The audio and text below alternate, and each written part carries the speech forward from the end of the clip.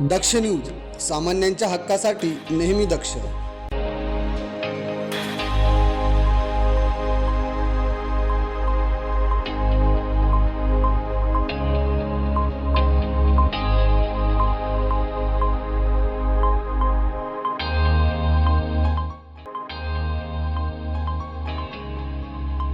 कसबे सुकेने 2027च्या सिंहस्थ कुंभमेळ्याच्या पार्श्वभूमीवर नाशिक आणि परिसरातील रेल्वे सुविधांमध्ये मोठी झेप घेतली जाते. रेल्वे मंत्रालयाने 5 प्रमुख रेल्वे स्थानकांच्या विकासासाठी तब्बल 1011 कोटींचा निधी मंजूर केला असून यामध्ये कसबे सुकेने रेल्वे स्थानकाचाही समावेश आहे.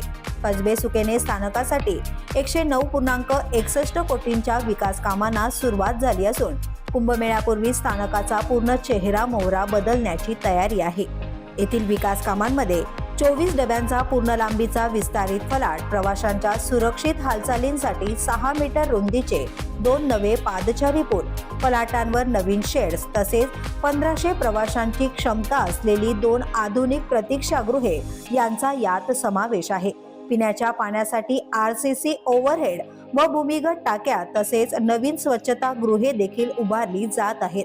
या दरम्यान कसबे सुकेने रेल्वे स्थानकाकडे जाणाऱ्या रस्त्यांचेही भाग्य उजळले आहे.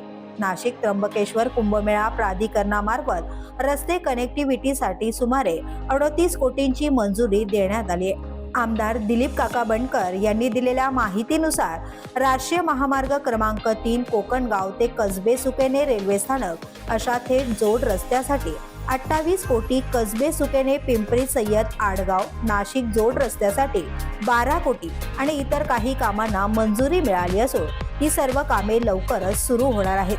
कुंभमेळ्यापूर्वी कसबे सुकेने रेल्वे स्थानक आणि आसपासच्या परिसराचा संपूर्ण कायापालट होणार असल्याचं चित्र दिसतंय. योगेश कर्डिले, दक्ष न्यूज, निफाड.